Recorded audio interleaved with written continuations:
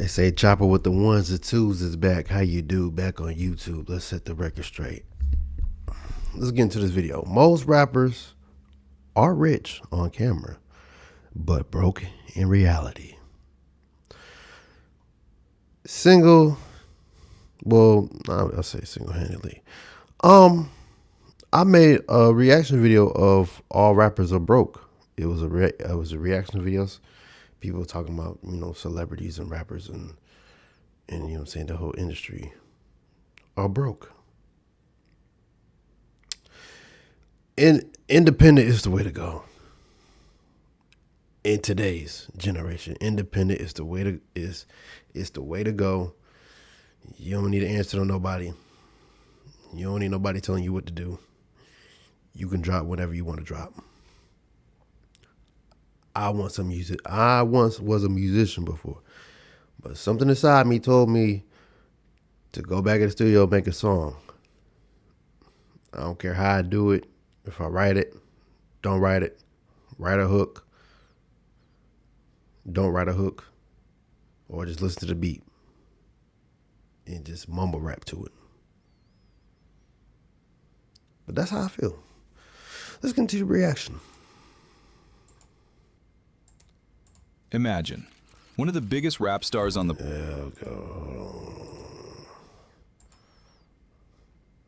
My bad about the quality, y'all. It's just... Imagine, one of the biggest rap stars... I'm trying to... Asking random people.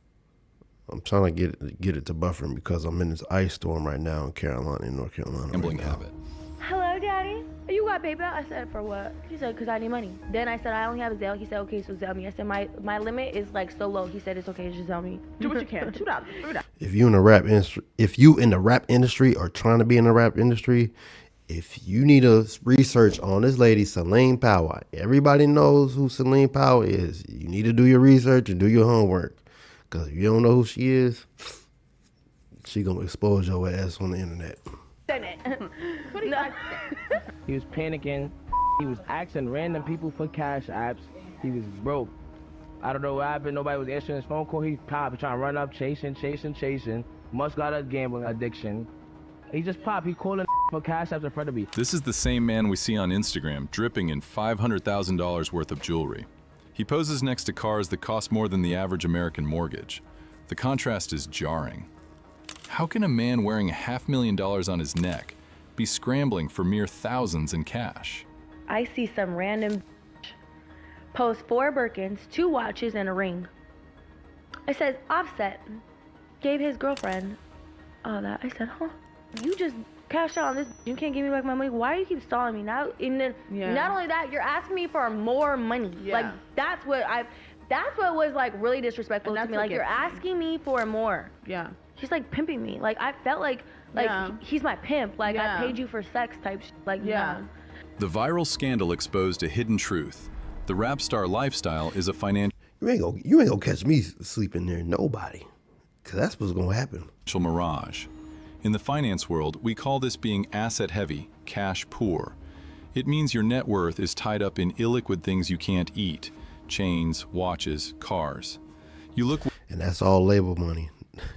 All the money that you see is label money. All the jewelry that you see, that's all the labels. Wealthy on a red That's carpet, all the labels. but you cannot pay the electric bill. In hip-hop, this isn't an exception, it is the rule.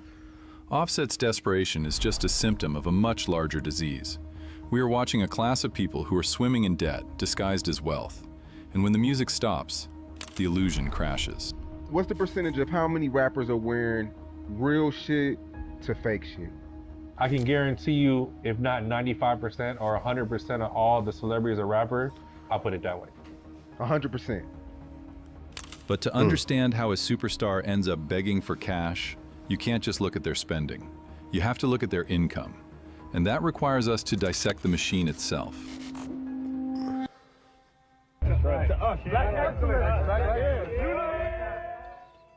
Welcome to the Rap Industrial Complex. Meat Mill. From the outside, it looks like a business. From the inside, it functions like a pyramid scheme where the artist is at the very bottom. To understand why your favorite rapper is broke, you have to follow the dollar. Let's assume that a stream is worth $1. That dollar doesn't go to the rapper. It goes to the top of the pyramid, the major label, like Universal or Sony. They front the risk, so they take the lion's share off the top, usually 80%. That leaves 20 cents, but the rapper doesn't even get that. You made $1, but you spent $2 to make that dollar. So you owe somebody $1. So you might make the decision, I want to fly first class. Hey, I want to shoot a $50,000 video instead of $25,000 video, or a $200,000 video instead of a $50,000 video. These are all choices that are made constantly. And you got to look at the business model and see what works. In hip-hop, artists are often signed to vanity labels run by other rappers. This creates a cascading contract. Look at the Young Money dynasty. Drake was signed to Lil Wayne, Young Money. Lil Wayne was signed to Birdman, Cash Money. Birdman was signed to Universal. By the time the dollar filters down through 3 different bosses, the artist is left with pennies. And here's the trap that seals their fate: the recoupable advance.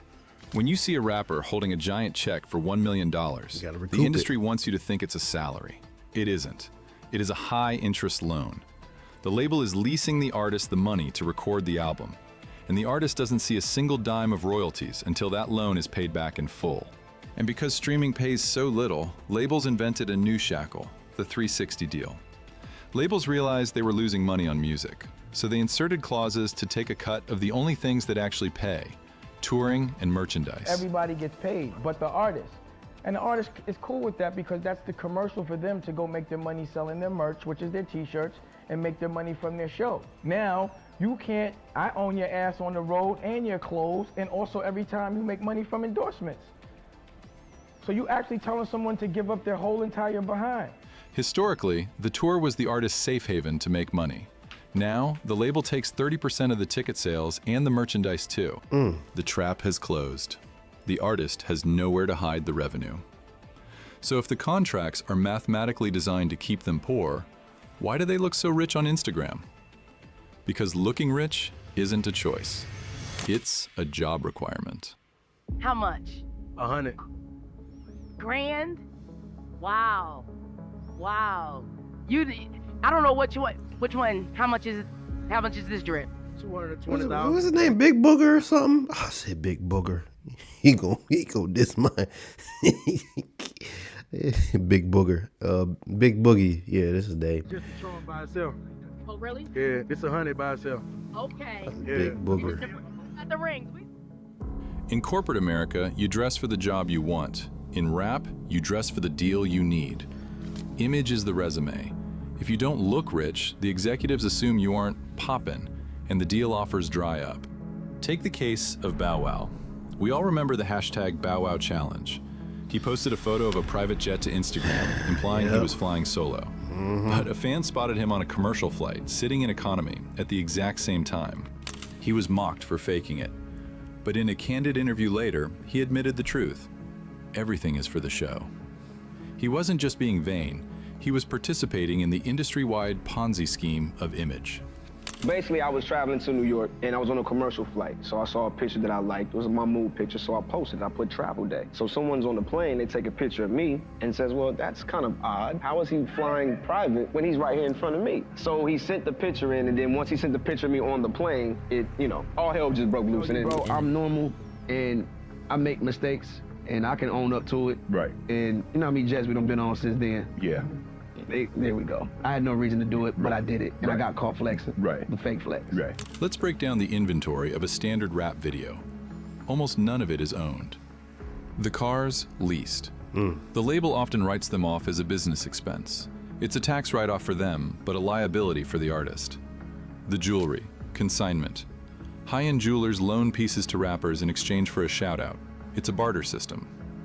The mansion, Airbnb, rented by the day for the shoot. Most of what you see is a liability, not an asset. They are using the loan from the label to rent the image, to get the next loan. They are running a business with 90% overhead. And it works until the hits stop coming. But you might say, okay, Bow Wow was faking it. But what about the guys who actually had hits, the ones who printed real money?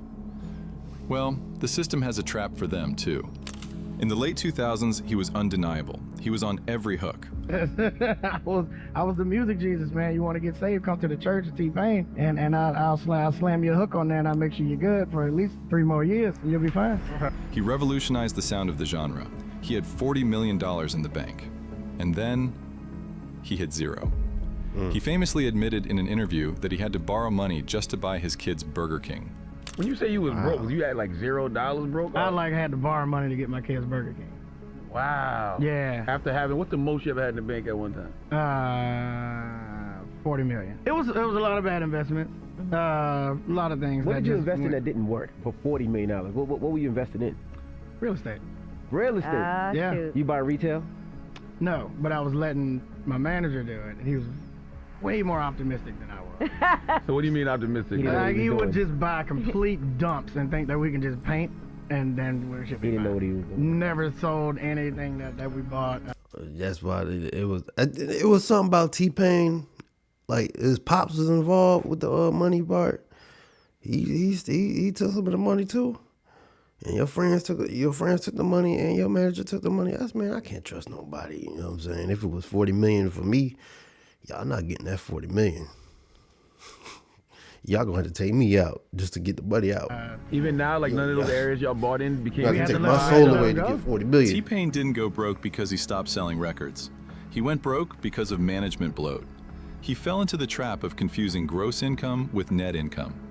When a superstar makes $1 million, they don't keep $1 million. The sharks start eating immediately. The manager takes 20%. The agent takes 10%. The lawyer takes 5%. The business manager takes 5%. Uncle Sam takes 40%. You were left with 20%. But T-Pain was spending like he kept the whole dollar. Pain had got to a certain level of his career where he was competing with me too. Interesting. So we would have real conversations. I'd be like, yeah, Pain, I don't think you need to buy that car. But I noticed that every time I bought a car, Pain would come and try to outdo it. Then he pulled up on me in a Bugatti. I said, nigga. At that time, the car was like 1.7 million. T-Pain's burn rate was higher than his income, even when he had the #1 song in the country. But sometimes it's not the managers who destroy you. Sometimes it's your own ambition. What happens when a rapper tries to become a CEO? The co-founder of Rockefeller Records, the man who discovered Jay-Z, in the early 2000s, he was the ultimate boss. He famously said, "I don't save money, I invest." Fast forward to 2024. Dame Dash was forced to auction off his 1/3 share of Reasonable Doubt, one of the greatest albums in hip-hop history, for pennies on the dollar to pay a tax debt. He even lost his film company at an auction, for $100. How does a mogul fall this hard? He confused equity with cash flow. Dame had equity, he owned pieces of companies, but he had no cash flow, he had no liquid money to pay his bills. And because his brash attitude burned bridges with everyone in the industry, including Jay-Z, nobody was there to bail him out. His burn rate was astronomical. He refused to play the corporate game. He wanted to be the king. But in the rap industrial complex, if you don't understand liquidity, the king ends up a pauper. He proved that you can own the asset, but if you can't service the debt, the bank will take it all back. So, is the game rigged? Is it impossible to win? No. But to win, you have to stop thinking like a rapper and start thinking like a bank. In 2015, the headlines laughed at him. 50 Cent files for bankruptcy. The internet mocked him. They thought he blew his vitamin water fortune. They thought he was another T-Pain. Damn, 50? They were wrong. 50 Cent wasn't broke. He was strategic. He was facing a massive lawsuit from Rick Ross's ex-girlfriend. The court ordered him to pay millions. So he filed for Chapter 11 bankruptcy. This didn't mean he had no money. It meant he was using the legal code to shield his assets. Chapter 11 stops creditors from seizing your property while you reorganize. About a year ago or so, you declared bankruptcy. You said you're out of money, and then you irritated the judge in the case because you started posting all these pictures of you that seem to indicate that you have a ton of money. You put up this picture right here of You eating a money sandwich. Yeah. A lot of people, I don't expect them to understand strategic business movement. Like I'm a target. I'm clear I'm a target, and I'm not gonna allow myself to just fall apart based on little things. 50 Cent understood the difference between a legal status and reality. While Bow Wow was faking being rich, 50 Cent was faking being broke. He played the legal system the same way he played the streets. He trolled the judge on Instagram. He kept his vitamin water millions safe in holding companies. He proved that broke is a temporary financial condition, but poor is a mindset. The rap star is a manufactured product. The chains, the cars, the cash, they are marketing expenses billed to the artist. The system is designed to keep them on a treadmill, earn money, spend it on image, go broke, record more music to pay the debt. There is a saying, rich is loud, wealth is quiet. This is Redline Theory. Thanks for watching. I'll see you in the comments. Yeah, that's crazy. Hey, man. Shoot, I don't know, man. Rappers are going broke. Everything. The industry is going broke, man. Shoot. All you can do in this world, either get a 9-to-5, stay alive, save your money, or you can become, you could become a manager, you know what I'm saying? You can work your way up getting a label position, you know, a promotion. Or maybe you can start your own label and find your own artists. finesse them artists. That's all I could think of. But anyway, man, chopper with the ones and twos, man. Make sure y'all like the video, man. Like the reaction video. Make sure y'all sub to the channel, man. Chopper out.